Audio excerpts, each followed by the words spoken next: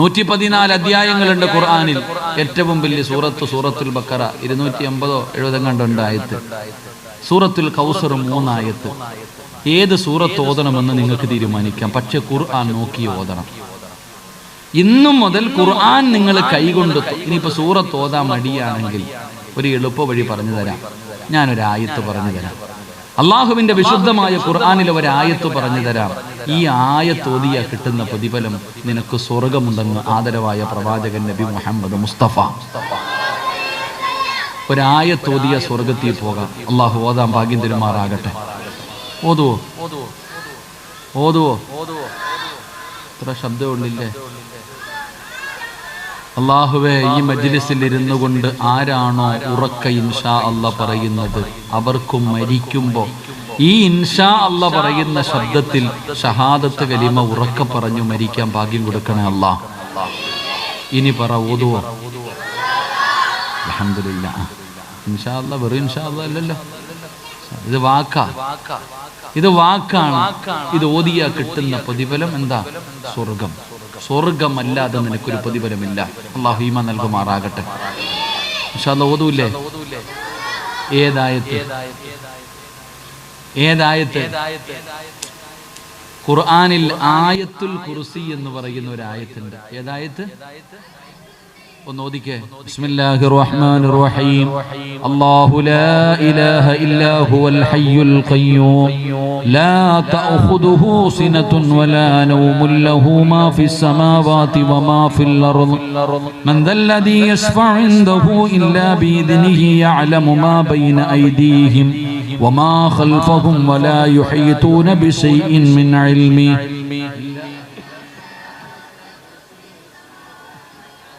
ولا حفظهما وهو العلي العظيم. അല്ലാഹു സ്വീകരിക്കുമാറാകട്ടെ. ഏതായത്ത്? ആയത്തുൽ കുർസി. നബി ഉമാമത്ത് അൽ ബാഹിരി റളിയല്ലാഹു തആല അൻഹു ഖാല റസൂലുള്ളാഹി സ്വല്ലല്ലാഹു അലൈഹി വസല്ലം, നബി തങ്ങൾ പറയുകയാ, ആയത്തുൽ കുർസി ആരാണോ പാരായണം ചെയ്യുന്നത് അവന്റെയും സ്വർഗ്ഗത്തിന്റെയും ഇടയിൽ ഒരേ ഒരു മറ. ഈ ആയത്ത് ഓതുന്നവന്റെയും സ്വർഗത്തിന്റെയും ഇടയിൽ ഒരേ ഒരു മറ. സ്വർഗത്തിൽ പോകണമെങ്കിൽ മരിക്കണം. അല്ലാഹു ഈമാൻ നൽകുമാറാകട്ടെ. അപ്പൊ ഈ ആയത്ത് ഓതുക, മരിക്കുക, സ്വർഗത്തിൽ പോകുക. അല്ലാഹു ഭാഗ്യം തരുമാറാകട്ടെ. ഓതൂല്ലേ? എപ്പോഴാ ഓതണ്ട? ഈ ഉസ്താദ് കൊള്ളാടാ, ആദ്യമായിട്ടാ ഒരു വയല് കേൾക്കണത്. അപ്പൊ ഇനി നിസ്കരിക്കൊന്നും വേണ്ട, ഒറ്റ ആയത്ത് ഓതിയ സ്വർഗത്തിൽ പോകാമല്ലോ. ഞാൻ കൊള്ളാം അല്ലേ? നിന്നെ വിറ്റ കാശ് അള്ളാഹുണ്ട്. അള്ളാഹ് ആരെന്നറിയ? അള്ളാഹിക്ക് നമ്മളെക്കാൾ ഏറ്റവും വലിയ തന്ത്രശാലി അള്ളയാ. ഇതെപ്പോഴാ ഓതണ്ടെന്നറിയോ? 5 വഖത്ത് നിസ്കരിച്ചിട്ട് നിസ്കാരപ്പായിലിരുന്ന് ഓതണം. ഓസിന് കയറി പോകാൻ പറ്റുമോ? നീ വിചാരിച്ചോ ഊട്ടിയാണെന്ന്? അള്ളാഹു ചോദിക്കുന്നു, ഓസിന് കയറി പോകാൻ പറ്റുന്ന സ്ഥലമല്ല സ്വർഗം. കഷ്ടപ്പാടുണ്ട്. അള്ളാഹു ആയത്ത് ഓതാൻ ഭാഗ്യം തരുമാറാകട്ടെ. ഇൻഷാ അല്ലാഹ് ഓതിക്കൂടെ? ഇത് ഓതിയാ കിട്ടുന്നൊരു പ്രയോജനം. ഉസ്താദെ, വീട്ടിലെന്തോ പ്രശ്നമുണ്ട് ഉസ്താദെ, ശൈത്താന്റെ ശർറ ഉസ്താദെ, കൂടോത്രവും മുട്ടയൊക്കെ കുടിച്ചിട്ടിരിക്കുക ഉസ്താദെ. എടാ, ശൈത്താൻ ഇറക്കണമെങ്കിൽ മന്ത്രവാദം ഒന്നും ചെയ്യണ്ട. നിങ്ങളുടെ വീടിനകത്ത് ഇറക്കി കൂടിയിരിക്കണ ശൈത്താനെ ഇറക്കി ഉടനെ മന്ത്രവാദം വേണോ? വേണ്ട, ഞാൻ പറഞ്ഞുതരാം. പൈസ ചിലവൊന്നുമില്ല, കൗൺസിലിംഗ് ഫീസൊന്നുമില്ല. ഞാൻ പറഞ്ഞു തരാം. ഇന്ന് നിങ്ങൾ വയല് കഴിഞ്ഞിട്ട് നിങ്ങളുടെ വീട്ടിൽ പോകണം. നിങ്ങളുടെ വീട്ടിലേക്ക് നിങ്ങൾ ചെന്നിട്ട് വീടിനകത്ത് കയറുമ്പോ ആയത്തുൽ കുർസി നിങ്ങൾ വീടിനകത്ത് വെച്ച് പാരായണം ചെയ്താൽ നിങ്ങളുടെ വീടിനകത്തിരിക്കുന്ന ശൈത്താൻ മക്കളെ വിളിച്ചിട്ട് പറയും, എടാ മക്കളെ, ഇനി ഇവിടെ ഇരിക്കാൻ പറ്റൂല, വേറെ വീട് വല്ലതും നോക്കാം. നിങ്ങൾ ആരെങ്കിലും ആയത്തുൽ കുർസി പാരായണം ചെയ്താൽ ഇബ്ലീസ് തന്നെ പറയും, ഈ വീട്ടിൽ ഇന്നിനി താമസിക്കാൻ പറ്റൂല, വേറെ ഏതെങ്കിലും വീട് നോക്കാൻ പറഞ്ഞുകൊണ്ട് ഇബ്ലീസ് ഇറങ്ങിപ്പോകുമെന്ന് നബിയുനാ റസൂലുള്ളാഹി. ശൈത്താനെ ഇറക്കി വിടാനുള്ള മരുന്ന് കിട്ടിയില്ലേ? ഇതാരാ പറഞ്ഞ? ഞാൻ പറഞ്ഞതല്ല. നബി സല്ലല്ലാഹു അലൈഹി മഹാനായ സയ്യിദുന അബൂ ഹുറൈറ റളിയല്ലാഹു തആല അൻഹുവിനെ രാത്രി കുറച്ച് സാധനത്തിന് കാവൽ നിൽക്കാൻ പറഞ്ഞു. അബൂ ഹുറൈറ തങ്ങൾ ഇങ്ങനെ രാത്രി കാവൽ നിൽക്കുമ്പോൾ ഒരുത്തൻ തലയിൽ തുണി ഇട്ടിട്ട് ചാക്കിനകത്ത് മൂട്ടിക്കുക. മഹാനായ അബൂ ഹുറൈറ തങ്ങൾ പിടിച്ചു, വാടാ നബി തങ്ങളുടെ മുന്നിൽ കൊണ്ടുപോകുന്ന നിന്നെ മോഷ്ടിക്കുന്നു, കള്ളൻ, വാടാ. അബൂ ഹുറൈറ, എന്റെ കുടുംബം പട്ടിണിയാ, അവരുടെ ദാരിദ്ര്യം അതുകൊണ്ട് വന്നതാ, എന്നെ കൊണ്ടുപോകരുത്, ഇനി മേലാ ഞാൻ ചെയ്യില്ല. അബൂ ഹുറൈറ തങ്ങൾ വെറുതെ വിട്ടു. നീ മേലാ, നീ മോഷ്ടിക്കരുത്. രണ്ടാമത്തെ ദിവസം ഇവ വന്നു, അന്നും മോഷണമാ, അപ്പോഴും പിടിച്ചു. ഇപ്പൊ പറഞ്ഞു, എന്റെ മക്കളുടെ നിലവിളി കണ്ടിട്ട് വന്നതാ, ഇനി ഒരിക്കലും ഞാൻ ചെയ്യില്ല, എന്നെ വെറുതെ വിടണം. അന്നും വിട്ടു. മൂന്നിന്റെ അന്ന് വന്നു. അന്ന് അബൂ ഹുറൈറ തങ്ങൾ പൊക്കിയിട്ട് പറഞ്ഞു, ഇന്നൊരു പരിപാടി നടക്കൂല, നിന്നെ ഞാൻ കൊണ്ടുപോകും, നീ എന്തു പറഞ്ഞാലും ഞാൻ കേൾക്കില്ല, നബി തങ്ങളുടെ മുന്നിൽ കൊണ്ടുപോകും. അപ്പൊ ഈ ചങ്ങാതി പറഞ്ഞു, ഞാൻ നിനക്കൊരു ഇൽമു പറഞ്ഞു തരാം. അബൂ ഹുറൈറ തങ്ങളെന്ന് പറഞ്ഞാൽ ഇൽമിനോട് വലിയ മഹബത്തുള്ള സഹാബിയ. ഞാൻ നിനക്കൊരു അറിവ് പറഞ്ഞു തരാം, ഞാൻ ഖുർആനിൽ ഒരു ആയത്ത് പറഞ്ഞു തരാം, ഈ ആയത്ത് നീ പാരായണം ചെയ്താൽ ശൈത്താന്റെ ശർറിൽ നിന്ന് രക്ഷപ്പെടും. അങ്ങനെ ഒരു അറിവ് പറഞ്ഞു കൊടുത്തു, വെറുതെ വിട്ടു. പിറ്റേ ദിവസം സുബഹി നിസ്കാരം കഴിഞ്ഞ് അബൂ ഹുറൈറ തങ്ങൾ ഇങ്ങനെ എഴുന്നേറ്റ് പോകുമ്പോ നബി തങ്ങൾ ചോദിച്ചു, അബൂ ഹുറൈറ, കള്ളനെ വെറുതെ വിട്ടുമില്ലേ? നബി തങ്ങളെ, ഞാൻ 2 ദിവസം അവനെ കൊണ്ടുവരാൻ തീരുമാനിച്ചപ്പോ അവൻ ഇങ്ങനെയൊക്കെ പറഞ്ഞു, പക്ഷെ 3-ാമത്തെ ദിവസം കൊണ്ടുവരാൻ തന്നെ തീരുമാനിച്ചതാ. പക്ഷെ ഓൻ എനിക്കൊരു ഇൽമു പറഞ്ഞു തന്നു, എനിക്കൊരു അറിവ് പറഞ്ഞു തന്നു, ഖുർആനിലെ ഒരു ആയത്ത് പറഞ്ഞു തന്നു, ആയത്തുൽ കുർസി എനിക്ക് പറഞ്ഞു തന്നു. അത് ഓതിക്കഴിഞ്ഞാൽ ശൈത്താന്റെ ശർറ് മാറും, പൈശാചികമായിട്ടുള്ള ഉപദ്രവങ്ങൾ മാറും. എനിക്കവൻ ആയത്തുൽ കുർസി, എനിക്ക് ഖുർആനിൽ ഒരു ആയത്ത് പറഞ്ഞു തന്നു. നബിതങ്ങൾ ചോദിച്ചു, അവൻ ആരെന്നറിയോ? നിനക്ക് ഈ ആയത്ത് പറഞ്ഞു തന്നവൻ, അവൻ കള്ളനാണെങ്കിലും അവൻ പറഞ്ഞത് സത്യമാണെന്ന് നബിയിന റസൂലുള്ളാഹി. നബിതങ്ങൾ അങ്ങനെ പറഞ്ഞു ഹദീസിൽ, അവൻ കള്ളനാണെങ്കിലും അവൻ പറഞ്ഞ സത്യവാ. നിനക്കറിയോ? നിനക്കതാ പറഞ്ഞു തന്ന ആരാണെന്ന് അറിയില്ല നബിയെ, അത് സാക്ഷാൽ ഇബ്ലീസ് ആയിരുന്നു എന്ന് നബിയിന റസൂലുള്ളാഹി. അപ്പൊ ഓനെ പൂട്ടാനുള്ള പൂട്ട് ആര് തന്നെ പറഞ്ഞു തന്നു? അവൻ തന്നെ പറഞ്ഞിട്ടുണ്ട്. അപ്പൊ ഇന്ന് നിങ്ങൾ വീട്ടിൽ പോയിട്ട് ആയത്തിൽ കുറിച്ച് പാരായണം ചെയ്താൽ ഇബ്ലീസ് മക്കളെ വിളിച്ചിട്ട് പറയും, ജാവോ, പയക്കാം, ഇവിടെ പരിപാടിയൊന്നും ഇല്ല, പയക്കാം, ഇവിടെ ഒന്ന് നിൽക്കാൻ പറയും ഇബ്ലീസ്. ഇബ്ലീസ് പറയും, ഇന്നിവിടെ താമസിക്കാൻ പറ്റൂല, 1 മിനിറ്റ് നിൽക്ക്, കാന വല്ലതും ഉണ്ടോ നോക്കാം, തിന്നാൻ വല്ലതും കിട്ടുമോന്ന് നോക്കാം. നീയും പെണ്ണും പിള്ളയും കൂടെ ബിസ്മി പറയാതെ കയറിയിരുന്ന് തിന്നാ ശൈത്താൻ പറയും, കൂടിക്കോടാ, തിന്നോളാൻ. ബിസ്മി പറയാതെ ഭക്ഷണം കഴിക്കുന്നുണ്ടെങ്കിൽ ഇബ്ലീസ് പറയും, ഇന്നിവിടെ തീറ്റിയുണ്ട്, ഉറക്കമില്ല, കൂടിക്കോ, നിന്റെ പെണ്ണുമ്പിള്ളയുടെ മക്കളുടെ കൂടെ വാളിച്ചു വാരി അതും തിന്നും. പക്ഷേ ബിസ്മി പറഞ്ഞാൽ ഇബ്ലീസ് അപ്പ പറയും, ഇന്ന് കാനായുമില്ല, വീടുമില്ല, വേറെ വീട് നോക്കിക്കൊള്ളാൻ. അല്ലാഹു ഈമാൻ തരുമാറാകട്ടെ, അല്ലാഹു ഈമാൻ തരുമാറാകട്ടെ. അപ്പൊ ആയത്തിൽ കുർസി ഓതിയ 2-ാമത്തെ പതിവിൽ എന്താ? ശൈത്താന്റെ ഷർറിൽ നിന്ന് രക്ഷപ്പെടാം. അല്ലാഹു രക്ഷപ്പെടുത്തുമാറാകട്ടെ, അല്ലാഹു രക്ഷപ്പെടുത്തുമാറാകട്ടെ. അപ്പൊ ഇൻഷാ അല്ലാഹ് എന്ന് പറഞ്ഞാൽ പോരാ, ഇൻഷാ അല്ലാഹ് എന്ന് പറഞ്ഞാൽ അത് ചെയ്യുക തന്നെ വേണം. അല്ലാഹു ഭാഗ്യം തരുമാറാകട്ടെ. ഓതൂല്ലേ? ഇൻഷാ അല്ലാഹ് ഒരൊറ്റ പ്രതിഫലം പറയാം. അല്ലാഹു തരുന്ന ഒരു പ്രതിഫലം പറഞ്ഞുകൊണ്ട് ഞാൻ നിർത്താൻ. ഞാൻ തുടക്കത്തിൽ ഓതിയ ആയത്ത്, യാ അയ്യുഹല്ലദീന ആമനുത്തഖുല്ലാഹ ഹഖ്ക തുഖാതി വലാ തമൂതുന്ന ഇല്ലാ വഅൻതും മുസ്ലിമൂൻ. അല്ലാഹ് പറയുകയാ, മരിക്കുകയാണെങ്കിൽ നീ മുസ്ലിമായിട്ടേ മരിക്കാവൂ. എവിടെ കടന്നു വേണമെങ്കിലും മരിച്ചോ, ഹൈവേയിലോ എവിടെ വേണമെങ്കിലും. നീ എവിടെ കടന്നാണ് മരിക്കുന്നതെങ്കിലും നീ ഷഹാദത്ത് കലിമ പറഞ്ഞിട്ട് വേണം മരിക്കാൻ. അല്ലാഹു ഭാഗ്യം തരുമാറാകട്ടെ. എവിടെ കടന്നു മരിച്ചാലും നീ മുസ്ലിമായിട്ട് വേണം മരിക്കാൻ. ചുമ്മാതെ മരിച്ചാ പോരാ. ഓസിന് കിട്ടുന്ന കാര്യമല്ല ഈമാനുള്ള മരണം. ഉസ്താദേ, എന്റെ വാപ്പ വെള്ളിയാഴ്ച രാവിലെ മരിച്ചത് എന്ന് പറഞ്ഞാ നിനക്കൊരു ചുക്കും കിട്ടത്തില്ല. അത് ആദ്യം നീ പഠിക്ക്. പറഞ്ഞുകൊണ്ട് നടക്കും, ഉസ്താദേ എന്റെ ഉമ്മ സംസം വെള്ളം കുടിച്ചു, ഷഹാദത്ത് കലിമ ഉറക്കെ പറഞ്ഞു, എന്റെ മടിയിൽ കടന്നു മരിച്ചു. എന്റെ പൊന്നാമീന, നിനക്കൊന്നും കിട്ടത്തില്ല, നിന്റെ തള്ളയ്ക്ക് വല്ലതും കിട്ടും. ആദ്യം നീ അത് പഠിക്ക്. പറഞ്ഞുകൊണ്ട് നടന്നാ പോരാ, നീ മരിച്ചു കാണിക്കണോ. ഈമാനുള്ള മരണം വെറുതെ കിട്ടൂല. അങ്ങനെ വെറുതെ കിട്ടുമായിരുന്നെങ്കിൽ ഇബ്രാഹിം നബി അള്ളാഹുവിനോട് ദുആ ചെയ്യില്ലായിരുന്നു, റബ്ബേ മരിക്കുമ്പോ ഈമാനുള്ള മരണം എന്താണ്. യൂസുഫ് നബി, റബ്ബിഖദ് അതൈതനി മിനൽ മുൽക്ക് വഅല്ലംതനി തവഫനി മുസ്ലിമാ. യൂസുഫ് നബിക്ക് ഉറപ്പുണ്ടായിരുന്നെങ്കിൽ അങ്ങനെ ദുആ ചെയ്യുമായിരുന്നില്ല. മഹാനായ നബിയുനാ റസൂലുള്ളാഹി സ്വല്ലല്ലാഹു അലൈഹി വസല്ലമ തങ്ങൾ രാത്രി സുജൂദിൽ കിടന്നിട്ട് യാ മുഖല്ലിബൽ ഖുലൂബ് സബ്ബിത് ഖൽബി അലാ ദീനിക എന്ന് മുത്തുനബിയും ദുആ ചെയ്യില്ലായിരുന്നു. അവർക്ക് പോലും ഉറപ്പില്ലായിരുന്നു. അവർക്ക് പോലും അവിടുന്ന് രണ്ട്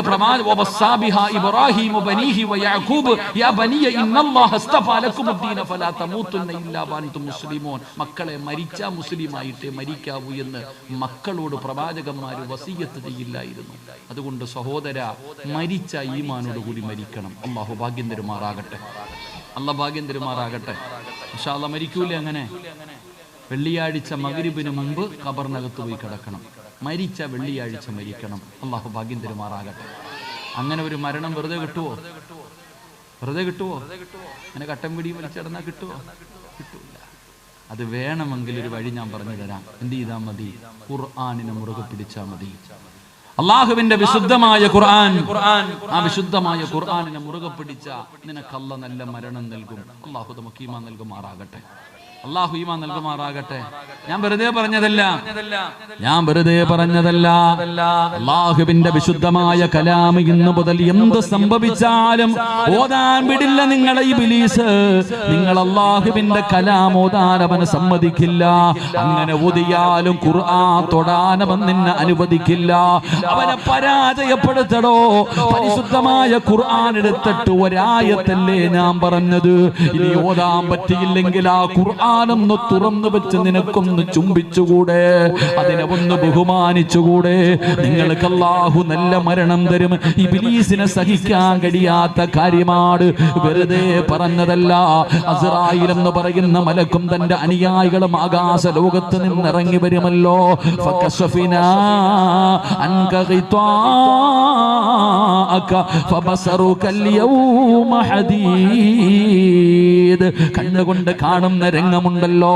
ആകാശ ലോകത്ത് നിന്ന് മലക്കുകൾ ഇറങ്ങി വരികയാണ്. പെങ്ങളെ, അല്ലാഹുവിന്റെ മലക്കുകൾ ഇറങ്ങി വന്ന് റൂഹ് പിടിക്കുന്ന രംഗം ഭയാനകമാ. എന്റെ പ്രിയപ്പെട്ട പെങ്ങൾ പറയും, ഉസ്താദ് പ്രസവത്തിന് മരണവേദനയാ. പെണ്ണുങ്ങൾ പറയുന്ന ഒരു വാക്കാ പ്രസവത്തിന് മരണവേദനയാണെന്ന്. അല്ലാഹു ഈമാൻ നൽകുമാറാകട്ടെ. സത്യത്തിൽ പ്രസവത്തിന് മരണവേദന ഉണ്ടോ? ഉണ്ടോ? നമ്മളാരും പ്രസവിച്ചിട്ടില്ല. എങ്കിലും ഞാൻ പറയുന്നു, പ്രസവത്തിന് മരണവേദനയില്ല. അള്ളാഹു അവർക്ക് പ്രതിഫലം കൊടുക്കുമാറാകട്ടെ. പെണ്ണുങ്ങൾ പറയും, സിറാജ് ഉസ്താദിനെ പ്രസവിക്കും, ഉമ്മാടുത്ത് പോയി ചോദിക്കാൻ ഇല്ലേ? എടോ, പ്രസവത്തിന് മരണവേദനയില്ല. കാരണം എന്തെന്നറിയോ? ഒരു പെണ്ണ് പ്രസവിക്കുമ്പോൾ എത്ര ഡോക്ടർ, ഒരു ഡോക്ടറും 3-4 നേഴ്സുമാരും ചുറ്റും നിൽക്കും. അല്ലെങ്കിൽ 5 നേഴ്സുമാർ വരെ നിൽക്കും, കയ്യും കാലും പിടിച്ചു കൊടുക്കാൻ. ഇത്രയല്ലേ ഉള്ളൂ. എന്നാൽ ഒരാളുടെ റൂഹ് പിടിക്കുമ്പോൾ പിടിക്കുന്ന മലക്കിന്റെ എണ്ണം 70 മുതൽ 70,000 വരെയാണ്. 70 മുതൽ 70,000 മലക്കുകൾ വരെ ഒരു മനുഷ്യന്റെ റൂഹ് പിടിക്കുമ്പോൾ അവന്റെ കയ്യും കാലും പിടിച്ചു വെക്കുന്ന. അപ്പൊ നിങ്ങൾ ചിന്തിക്ക്, പ്രസവത്തിന് മരണവേദന ഉണ്ടോ? ഇല്ല. 70,000 മലക്കുകൾ ഒരാളുടെ കയ്യും കാലും പിടിച്ചു വെക്കണമെങ്കിൽ അതെന്ത് വേദനയായിരിക്കും? അപ്പൊ പ്രസവത്തിന് മരണവേദനയുടെ ഒരംശമേ ഉള്ളൂ. അല്ലാഹു ഈമാൻ തരുമാറാകട്ടെ. നരകത്തിന്റെ തീയുടെ 70-1 അംശമേ ദുനിയാവിലെ തീക്കുള്ളെന്ന് പറയണ പോലെ ഇത്രേ ഉള്ളൂ. അതുകൊണ്ട് ഞാൻ പറയുന്നു, ശൈത്താനിനോട് യുദ്ധം ചെയ്യും. നിങ്ങളൊക്കെ വാശിയല്ലാത്തിനും ഉസ്താദ് പറഞ്ഞാൽ അപ്പുറം എല്ലാവർക്കും വാശിയും വൈരാഗ്യ പറഞ്ഞാൽ കേൾക്കത്തില്ല. ഒരു ചെറുപ്പങ്ങനത്തെ സമയമുണ്ടോപ്പാ കയറിയിരിക്കുവോ? അസർ നിസ്കാരം കഴിയുമ്പോൾ ഈ പള്ളിയുടെ മുമ്പിൽ ചില ഉപ്പാപ്പന്മാരിരിക്കത്തില്ലേ? ചില നല്ലവരും ഉണ്ട്, ചില ചവന്തിന്നികളും ഉണ്ട്, ഇറച്ചി തീറ്റി അല്ലേ? പള്ളിയുടെ മുമ്പിൽ ഇരുന്ന് ഇറച്ചി തിന്നുന്ന ചിലതുണ്ട്. അപ്പം ഇങ്ങനെ കുറച്ച് വാപ്പാമാരിങ്ങനെ പള്ളിയുടെ ഫ്രണ്ടിലിരിക്കുമ്പോൾ ഒരു ചെറുപ്പക്കാരൻ പള്ളിയുടെ മുമ്പിൽ നിന്ന് വീടി വലിക്കുന്നുണ്ട്. അപ്പം അത് ആരുടെ അവൻ? അബൂബക്കറുടെ മോനാക്കോ? അവൻ എന്താണ് ഈ പ്രായമുള്ളവർ പറയാ, അത് ആരുടെ മോനാടാ പള്ളിയുടെ മുമ്പിൽ നിന്ന് പരസ്യമായിട്ട് വീടി വലിക്കണത്? അത് ഇന്നവന്റെ മോനാ. അപ്പൊ ഇവരിങ്ങനെ ഇവനെ കുറിച്ച് ചർച്ച ചെയ്യുന്നുണ്ട്. അപ്പൊ ഈ കുട്ടിയുടെ വാപ്പാനെ കണ്ടപ്പോ ഈ കൂട്ടത്തിലുള്ള ഒരാള് പറഞ്ഞു, എടാ നിന്റെ മോൻ പള്ളിയുടെ മുമ്പിൽ നിന്ന് ആ പ്രായമുള്ള അത്താമാരുടെ മുമ്പിൽ നിന്ന് വീടി വലിക്കുന്നു, നീ അവനെ ഒന്ന് ഉപദേശിക്കണം, മാറിയൊക്കെ നിന്നൊന്ന് വലിക്കാൻ, നീ വാപ്പയല്ലേ എന്ന് പറഞ്ഞിട്ട് ഈ കണ്ട ആള് ഈ കുട്ടിയുടെ വാപ്പാനോട് പറയുകയാ. അപ്പൊ വാപ്പ പറഞ്ഞ മറുപടി എന്തെന്നറിയോ? നീ അവനെ കാണുമ്പോ പറ, എൻ്റെ മുന്നിൽ ഇരുന്ന് വീടി വലിക്കില്ലേ. അവൻ സ്വന്തം തന്തയുടെ മുമ്പിൽ ഇരുന്ന് വലിക്കുന്നവന്. എടാ പൊന്നാര സിറാജൻ, നിന്നെക്കാളും കൊലകൊമ്പന്മാര് നോക്കിയിട്ട് ഞാൻ നന്നായിട്ടില്ല. ഇനി നീ അല്ലാഹു ഈമാൻ തരുമാറാകട്ടെ. എടാ ഞാൻ പറയുന്നത് നിങ്ങൾക്ക് വാശിയല്ല, എല്ലാവർക്കും വാശി വേണം. അല്ലാഹു നമുക്ക് ഈമാൻ തരുമാറാകട്ടെ. അല്ലാഹു നമുക്ക് നല്ല മരണം തരുമാറാകട്ടെ. ജീവിതത്തിൽ ഒരിക്കലേ ചിരിക്കാവൂ. ചുമ്മാതെ ചിരിച്ചുകൊണ്ട് നടക്കരുത്, ചുമ്മാതെ ചിരിച്ചുകൊണ്ട് നടക്കരുത്. ഇൻഷാ അല്ലാഹ് ചിരിക്കുന്നവർക്ക്, കരയാനാ പറഞ്ഞത്, കരയുന്നവർക്ക് പ്രതിഫലമുണ്ടെന്ന് നബിയുനാ റസൂലുള്ളാഹി. ഈ മാസം ഇവിടെ വയലില്ലേ ഇപ്പൊ എനിക്ക്? ഈ അടുത്തിവിടെ ഒരു സംഘാടകർ വന്നായിരുന്നു. എവിടെയാണ്? ഇവിടെ അടുത്ത് എനിക്ക് വയലുണ്ട്. കരഞ്ഞാൽ കിട്ടുന്ന പ്രതിഫലം അവിടെ വയല് പറയും. സ്ഥലം ഏതാണെന്ന് അറിയില്ല, എവിടെയും കണ്ടാൽ വന്ന് കേട്ടാൽ മതി. അല്ലാഹു ഈമാൻ നൽകുമാറാകട്ടെ. അപ്പൊ ഞാൻ പറയുന്നത് ജീവിതത്തിൽ ഒരിക്കലേ ചിരിക്കാവൂ. അല്ലാഹു ചിരിക്കാൻ ഭാഗ്യം തരുമാറാകട്ടെ. എപ്പോഴാ ചിരിക്കണ്ട? ജീവിതത്തിൽ ഒരിക്കലേ ചിരിക്കാവൂ, ചുമ്മാതെ ചിരിക്കരുത്. ജീവിതത്തിൽ ഒരിക്കലേ ചിരിക്കാവൂ. എപ്പോ? അന്തല്ലദീ വലദതു ഉമ്മുക ബാകിയാ വന്നാസു ഹൗലക യൽഹഖൂന സുറൂറാ وجهد لنفسك أن تكون إذا بكوا في حال موتك ضاحكا مسرورا. ജീവിതത്തിൽ ഒരിക്കലേ ചിരിക്കാവൂ. എപ്പോഴാണ് ചിരിക്കേണ്ടതെന്നറിയോ? എപ്പോഴാണ് ചിരിക്കേണ്ടതെന്നറിയോ? എന്റെ പ്രിയപ്പെട്ടവരെ, കവി എവിടെന്ന് പറഞ്ഞു തരികയാ. അല്ലാഹുവിന്റെ പരിശുദ്ധമായ ഖുർആൻ ഓതുമെന്ന് തീരുമാനിച്ചവർക്ക് റബ്ബ് തരുന്ന ഒന്നാമത്തെ പ്രതിഫലം നല്ല മരണമാണ്. നല്ല മരണമാണ് അല്ലാഹു നിങ്ങൾക്ക് തരുന്നത്. നിങ്ങളുടെ മയ്യത്ത് കാണുന്നവർ കൊതിക്കും. ബാപ്പാ, ഉമ്മമാരെ, നിന്റെയൊക്കെ മയ്യത്ത് കാണുന്ന ഈ നാട്ടിലെ പെണ്ണുങ്ങൾ കൊതിക്കും. പടച്ചവര്, എനിക്കും ഇങ്ങനെ ഒരു മരണം തരണേ തമ്പുരാന്, എനിക്കും ഇങ്ങനെ ഒരു മരണം തരണേ തമ്പുരാന്. മയ്യത്ത് കണ്ടിട്ട് ഇറങ്ങി പോകുന്നവർ പറയും, മരിച്ചാൽ ഇതുപോലെ മരിക്കണം, മരിച്ചാൽ ഇതുപോലെ മരിക്കണം. അതിനാടോ മരണമെന്ന് പറയുന്നത്, അതിനാണ് മനോഹരമായ മരണമെന്ന് പറയുന്നത്. എന്റെ പ്രിയപ്പെട്ടവരെ, ഒന്നാമത്തെ പ്രതിഫലം നല്ല മരണമാ. രണ്ട്, പുറക്കാട് പള്ളിയിൽ നിന്ന് മയ്യത്ത് കെട്ടിൽ വന്നു. നിന്റെ വീടിന്റെ മുന്നിൽ കൊണ്ടുവെക്കുമല്ലോ, എല്ലാവരും നിന്നെ കുളിപ്പിക്കുമല്ലോ. ചെറിയ ചൂടുള്ള സുഗന്ധമിട്ട വെള്ളത്തിന്റെ അകത്ത് കുളിപ്പിച്ചിട്ട് നിന്റെ ജനാസ നിന്നതുപോലെ തുടച്ചു ഒന്നുപടിപ്പിച്ചു നിന്നെ തുണിയിൽ പൊതിഞ്ഞിട്ട് വീടിനകത്ത് ഒരുക്കി വെച്ചിരിക്കുന്ന 3 കഷ്ടം വെള്ള തുണിയുടെ മുകളിൽ കൊണ്ടുവന്ന് മലത്തിക്കിടത്തുമല്ലോ. അല്ലാഹുവേ, സുഗന്ധം തേച്ച പഞ്ഞിയെടുത്തിട്ട് മൂക്കിന്റെ ദ്വാരം പഞ്ഞി കൊണ്ടടയ്ക്കുന്നേ. കാണേണ്ടവർ കണ്ടോ, ഇതാ പൊതിയുന്നേ. മയ്യത്തുകട്ടിൽ തോളിലേക്കുയരുന്നേ. പുരയ്ക്കുള്ളിലപ്പോൾ രോദനം ഉയരുന്നേ. അരുമക്കിടാങ്ങൾ വാപ്പയെ വിളിക്കുന്നേ. അതിനുത്തരം നൽകാതെ നീ കിടക്കുന്നേ. മൂക്കിന്റെ ദ്വാരത്തു പഞ്ഞി വെക്കുകയാ. കാണേണ്ടവരൊക്കെ കണ്ടോ, പൊതിയാൻ പോകുകയാണ്. കല്യാണ വീട്ടിലെ പോലെ വല്ലാത്ത തിരക്കാ. അതാ തിരക്ക് കൂടിയപ്പോ നിന്റെ കുടുംബക്കാര് തന്നെ പറഞ്ഞു, കണ്ടതൊക്കെ മതി പൊതിയാറ്.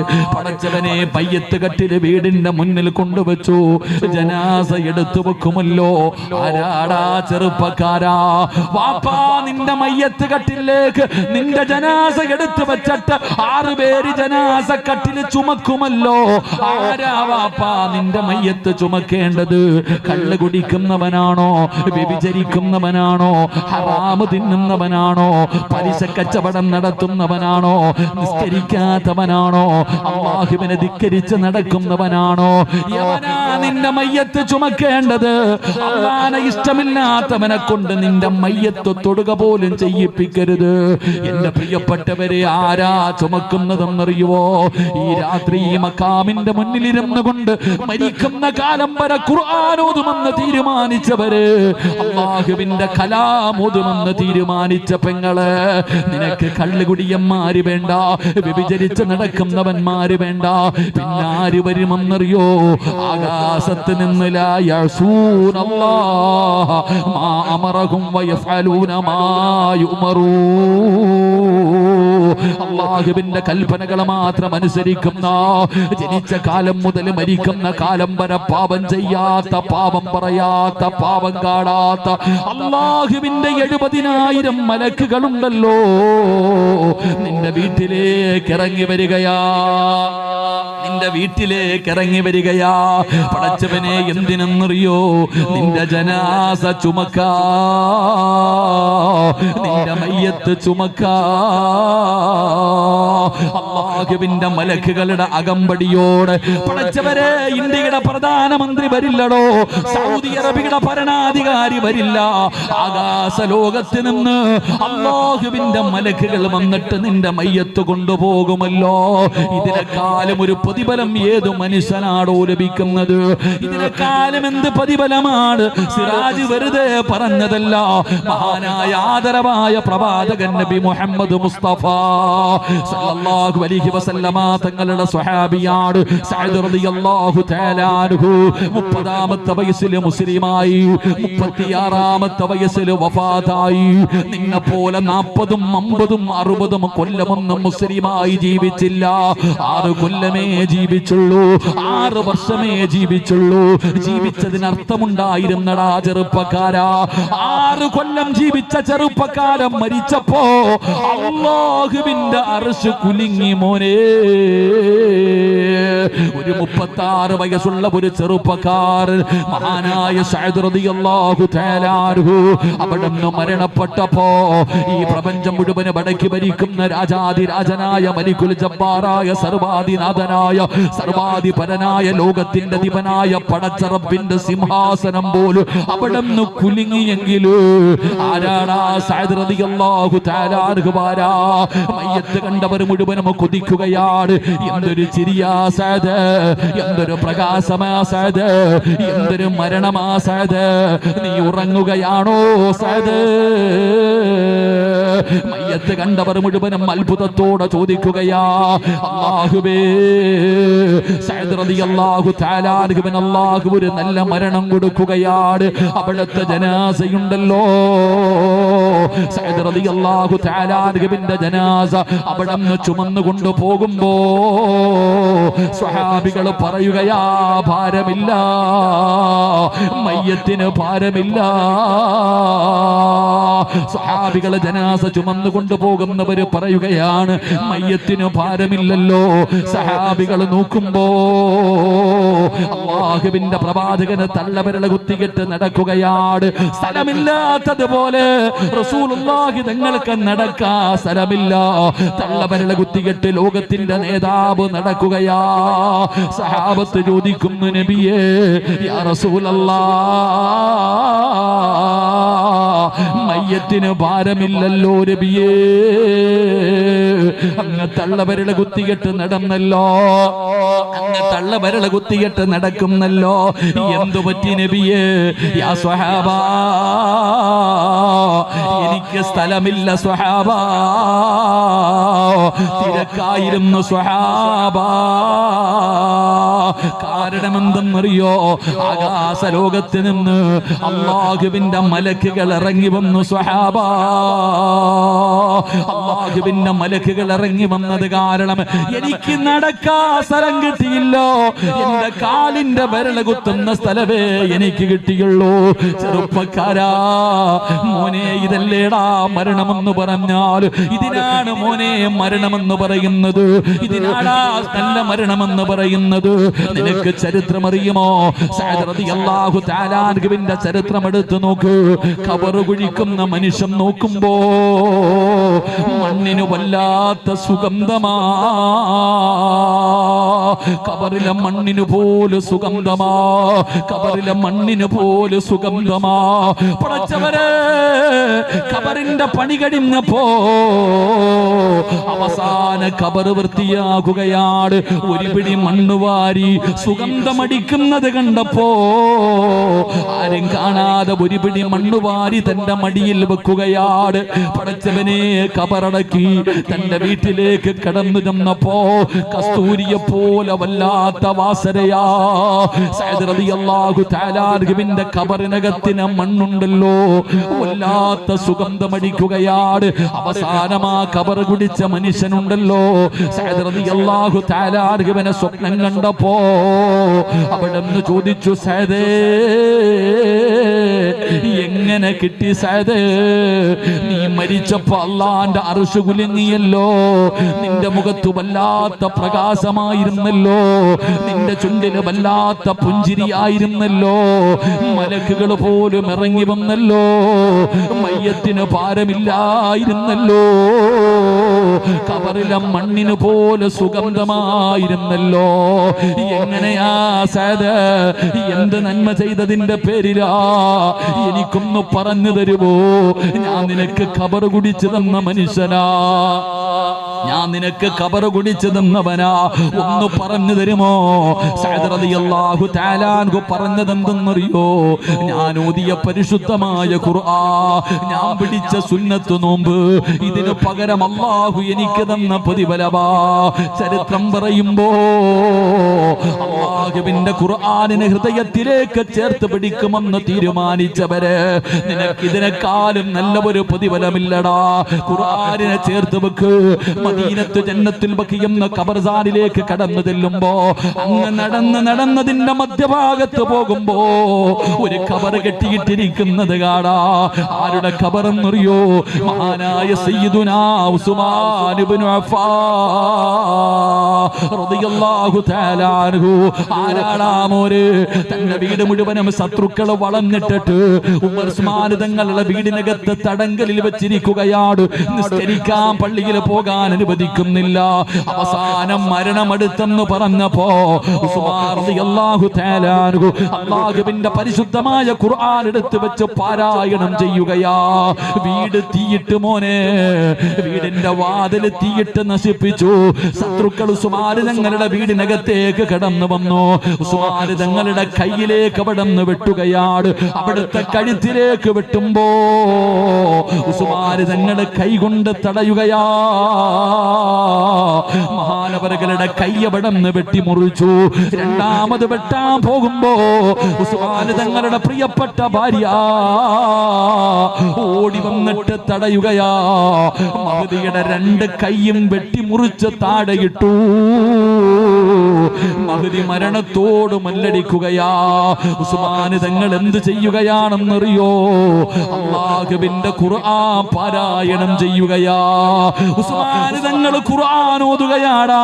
മഹാനവറുകളുടെ താടിയിൽ പിടിച്ചിട്ട് ഉസ്മാൻ തങ്ങളുടെ ശരീരത്തിലേക്ക് ശത്രുക്കൾ വാളുകൊണ്ട് വെട്ടി നുറുക്കുമ്പോ ഉസ്മാൻ തങ്ങൾ അപ്പോഴും ഖുർആൻ താഴെ വെച്ചില്ല.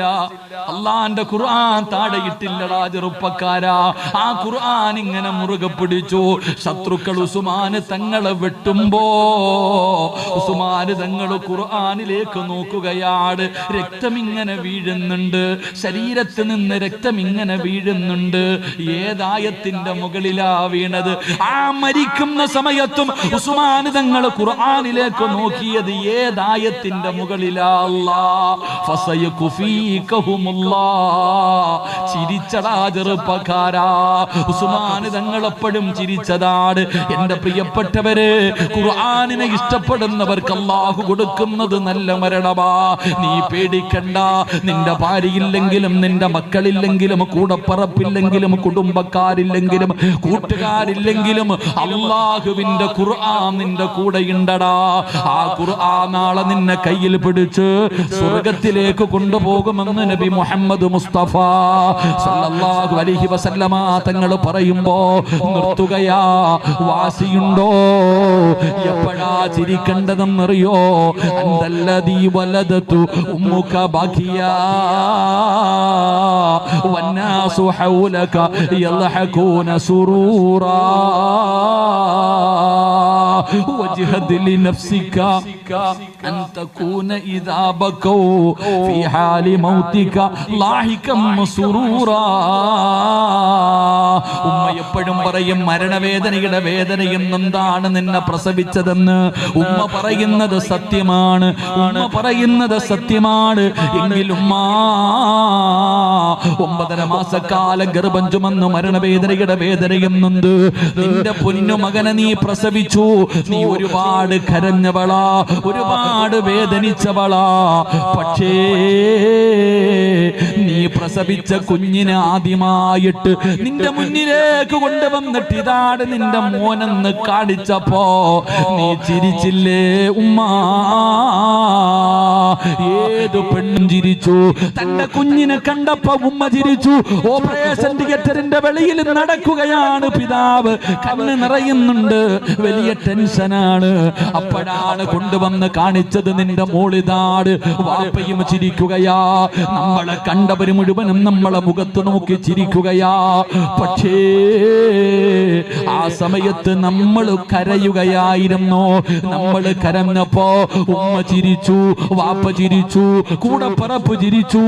എന്തിനാ ഇബ്ലീസ് പോലും നമ്മളെ നോവിച്ചിട്ട് കരയിപ്പിക്കുകയാ. നമ്മൾ കരയുന്നത് കണ്ടിട്ട് ഇബ്ലീസ് പോലും ചിരിച്ചല്ലോ. അതുകൊണ്ട് കവി പറയുകയാ, വധ്യതാ പ്രതികാരം ചെയ്യ്. എടാ നിനക്ക് വാശിയുണ്ടെങ്കിൽ നീ കരഞ്ഞ സമയത്ത് ചിരിച്ചവരോട് പ്രതികാരം ചെയ്യ്. ഉമ്മാനെ തല്ലിയിട്ടല്ല, ഉപ്പാനെ വൃദ്ധസദനത്തിലാക്കിയിട്ടല്ല, കൂടപ്പറപ്പുകളെ അടിച്ചിറക്കിയിട്ടല്ല. എങ്ങനെയാണ് പ്രതികാരം ചെയ്യേണ്ടത്? കവി പറയുകയാ, പുറക്കാട് പള്ളിയുടെ മിനാരത്തിൽ ഒരു ദിവസം പറയുമല്ലോ, ഇന്നാ ലില്ലാഹി വ ഇന്നാ ഇലൈഹി റാജിഊൻ. നമ്മൾ മരിച്ചുപോയെന്ന് വിളിച്ചു പറയുമല്ലോ. എപ്പോഴാണ് സിറാജ് ചിരിക്കേണ്ടതെന്നറിയോ? സിറാജ് ജീവിതത്തിൽ ഒരിക്കലേ ചിരിക്കാവൂ. എപ്പോഴാണ് ചിരിക്കേണ്ടതെന്നറിയോ? 3 കഷ്ടം വെള്ള തുണിയിൽ പൊതിഞ്ഞിട്ട് എന്റെ വീടിന്റെ അകത്ത് എന്റെ ജനാസ പുതച്ച് കടത്തുമല്ലോ. നമ്മളെ ഓരോരുത്തരെയും കൊണ്ടുപോയി കടത്തുമല്ലോ. ആ റൂമിന്റെ മൂലയില് നമ്മുടെ വാപ്പ തളർന്നിരിക്കുമല്ലോ. കരഞ്ഞ് കരഞ്ഞ് കലങ്ങിയ കണ്ണുമായി മിണ്ടാതെ നമ്മുടെ പിതാവ് ഒരു സൈഡിലിരിക്കുന്നുണ്ട്. നമ്മുടെ കൂടപ്പറപ്പുകൾ മുഴുവനും റൂമിനകത്ത് കിടന്ന് നിലവിളിക്കുകയാ. നമ്മുടെ ഭാര്യ കരയുന്നുണ്ട്, നമ്മുടെ മക്കള് കരയുന്നുണ്ട്, കാണാൻ വരുന്നവര് മുഴുവനും കരയുന്നുണ്ട്. അവസാനം അല്ലാഹുവേ, മയ്യത്ത് പുതിയ സമയമാകുമ്പോ വിളിച്ചു പറയുമല്ലോ, ഉമ്മാനെ ഒന്ന് കൊണ്ടുവരാൻ, അവസാനമായിട്ടൊന്ന് കാണാൻ, അവസാനമായിട്ടൊന്ന് കാണാൻ ഉമ്മയെ കൊണ്ടുവരാൻ പറയുമല്ലോ. എന്റെ പ്രിയപ്പെട്ടവരെ, നമ്മുടെ ഉമ്മ നമ്മുടെ മുറ്റം നമ്മുടെ മുമ്പിലേക്ക് വന്നു. നമ്മുടെ മുഖത്തിട്ടിരിക്കുന്ന വെള്ളത്തുണി ഉയർത്തുമ്പോ ഉമ്മാനോട് ചോദിക്കണം, ഉമ്മാ വന്നാസു ഹൗലക യദ്ഹകൂന സുറൂറാ വജ്ഹദ് ലിനഫ്സിക അൻ തകൂന ഇദാ ബകൂ ഫീ ഹാലി മൗതിക ലാഹികം സുറൂറാ. ഉമ്മാനോട് ചോദിക്കണം. ഉമ്മ നെഞ്ചുപൊട്ടി കരയുന്നുണ്ട്, വാപ്പ കരയുന്നുണ്ട്, കൂടപ്പറപ്പ് കരയുന്നുണ്ട്, ഒരു വീട് മുഴുവനും നിലവിളിയാണ്. എല്ലാവരും കരയുമ്പോ ക്ഷമ വിട്ട ഉമ്മയും പൊന്നുമകനെ എന്നെ കൈവിട്ടു പോന്നോ കാണലെന്നാ പൊന്നെ. ഉമ്മ നെഞ്ചുപൊട്ടിയിട്ട് കരയുന്ന സമയം വെള്ളത്തുണിയുടെ അടിയിൽ കിടന്നിട്ട് ചോദിക്കണം, ഉമ്മ ഞാൻ കരഞ്ഞപ്പോ നിങ്ങൾ ചിരിച്ചു, ഞാൻ കരഞ്ഞപ്പോ നിങ്ങൾ ചിരിച്ചു. ഇന്ന് നിങ്ങൾ എല്ലാരും കരയുമ്പോ എന്റെ മുഖത്തേക്കൊന്നു നോക്കുമ്മ. മയ്യത്ത് കാണാൻ വരുന്നവൻ പുറക്കാടുകാരെ, ജീവിച്ചിരിക്കുന്ന കാലത്ത് നിന്നെക്കുറിച്ച് നല്ലത് പറഞ്ഞിട്ട് കാര്യമില്ല, നിന്നെക്കുറിച്ച് മോശമായത് മാത്രം പറഞ്ഞുകൊണ്ട് നടക്കുന്നവരുണ്ട്. എടാ, ധൈര്യമുണ്ടെങ്കിൽ മയ്യത്ത് കണ്ടിട്ടിറങ്ങി പോകുമ്പോ ഇന്ന് വരെ നിന്നെ കുറ്റം പറഞ്ഞവൻ പറയണം, മരിച്ചാൽ ഇങ്ങനെ മരിക്കണം, മരിച്ചാൽ ഇതുപോലെ മരിക്കണം. എന്തൊരു വെളിച്ചമാ അല്ലാ, എന്തൊരു പ്രകാശമാ അല്ലാ. നിന്റെ ഭാര്യ എപ്പോഴും പറയും നിനക്ക് സൗന്ദര്യമില്ലെന്ന്. നിങ്ങൾ എനിക്ക് ചേർന്നവനല്ല, എന്നെക്കാളും ഗ്ലാമർ നിങ്ങൾക്ക് കുറവാണെന്ന് എപ്പോഴും ഭാര്യ പറയുമല്ലോ. എന്നാ മരിച്ചു കിടക്കുന്ന നിന്റെ മുഖത്ത് നോക്കിയിട്ട് ആ പെണ്ണും മരിക്കുന്ന കാലം വരെ പറയണം, എന്റെ ഭർത്താവിന്റെ മുഖത്ത് കണ്ട പ്രകാശമുണ്ടല്ലോ, എന്റെ ഇക്ക മരിച്ചു കിടന്നപ്പോ വല്ലാത്ത ഗ്ലാമറായിരുന്നു എന്ന് നിന്റെ ഭാര്യ മരിക്കുന്ന കാലം വരെ പറയണം. അങ്ങനെ പറയിപ്പിക്കണം. അള്ളാഹു അങ്ങനെയുള്ള മരണം നൽകുമാറാകട്ടെ.